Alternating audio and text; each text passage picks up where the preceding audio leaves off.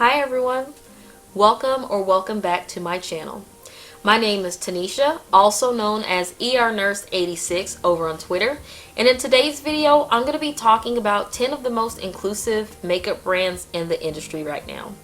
So some of the brands that I'm going to be talking about are more veteran brands that have been around for a while. Some of the brands that I'm talking about are newer brands that have just launched within the last couple of years. And then a couple of the brands have been around for a little bit, but they have just more recently, like within the last few years, gotten into the complexion game. So first up on my list, I've got Fenty Beauty, which everybody knows and love. Fenty Beauty, if you're not familiar, is Rihanna's makeup brand. Now, Fenty Beauty has shaken the table from the jump.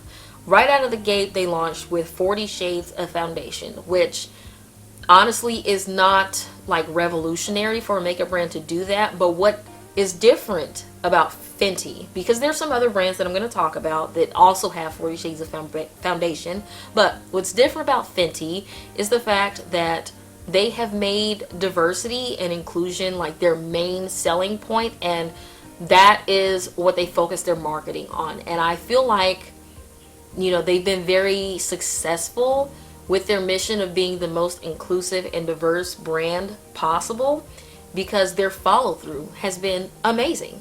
And by follow through, I mean not just launching a foundation and leaving it there, but also having like a concealer, setting powders, blushes, bronzers, highlighters, that sort of thing. Like having the full range of complexion products and having a wide variety of shades in all of those products. And Fenty is one of the few brands that is doing it, and they're doing it right and they're doing it well.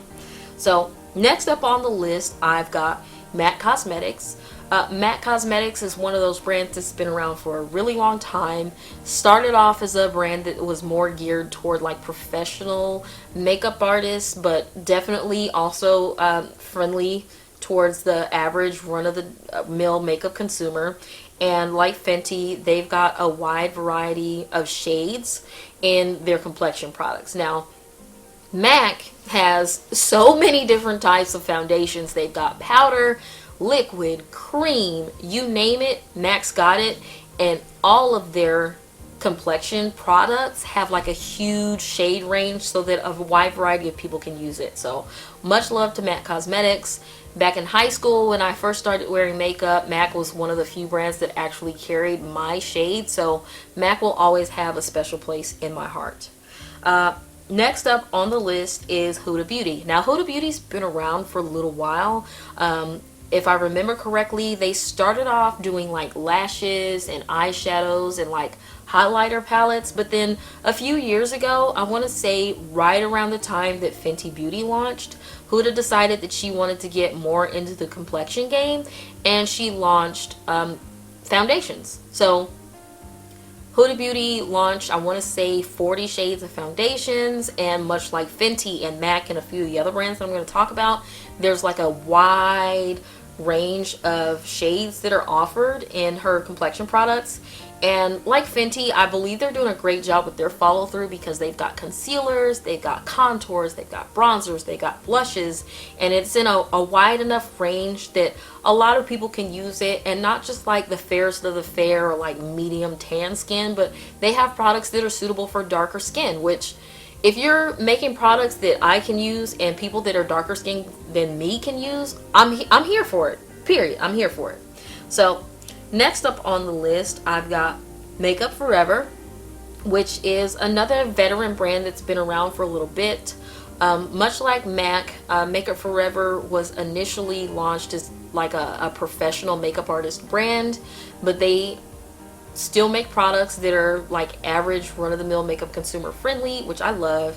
And just like MAC, they've got like a huge shade range in like all of their complexion products, which, like I said before, if you're making a huge shade range of your complexion products, I'm here for it. Makeup Forever also has like a huge variety of blushes and bronzers and highlighters, contours, and all of that. So like Fenty, great follow through. Love Makeup Forever. Next up on the list, I've got Rare Beauty, which is Selena Gomez's makeup line, and I believe she launched it back in like 2019. maybe 2020. I'd have to go back and look. But again, like Fenty, straight out of the gate, they launched with like a huge shade range of not just foundation, but concealers, highlighters, and I want to say it's a liquid blush. And I think it's called Soft Pinch Liquid Blush. I'd have to double check that. But all of their products have like a huge shade range, can cover a lot of skin tones. And then more recently, within the last month, I want to say like just before the new year, if I'm remembering that right, she launched setting powders and stick bronzers. Now, I think the setting powders are good. From the shades that I saw, it looks like it'll cover a wide variety of skin tones. The stick bronzers look pretty good. I mean, they have a shade that I would be able to use, but I would love it if they would come out with maybe 1 or 2 lighter shades and at least 2 darker shades of the stick bronzer, so that more darker skinned people would be able to use it. Like I said, I think her foundations and her concealers are amazing, and I know people rave about her liquid blush. So it would be nice to see her release a couple more deeper shades and maybe 1 or 2 lighter shades so that more people can use it. Next up on my list is a very controversial brand, and it's not because they have products that are not good. It's more so because of the brand owner and her shenanigans that she's gotten into. But Juvia's Place is the next brand I'd like to talk about. Now, Juvia's Place, much like Huda Beauty, had been around for a little bit. They initially started off with eyeshadow palettes and blush palettes, and they were known for their very rich, highly pigmented eyeshadows, which everybody loved. And then more recently, they launched foundations, concealers, and what do they call them? Their complexion sticks that are like a multi-purpose, multi-use product that you can use as like a foundation, a concealer, contour, bronzer. And it's not necessarily their shade range that stood out to me, because like I said, other brands are doing the same thing. But what made Juvia's Place stand out for me is the fact that they listed their shades from the deepest shades to the lightest shades, where everybody else starts with their lighter shades and ends with their deeper shades. So it felt like the brand was putting more of an emphasis on their deeper shades and making them more of like a, I don't want to say a priority, but it made it feel like they were putting more focus on the darker shades, which was totally revolutionary and different. I've not really seen any other brands do that. So that just, it really made an impact on me.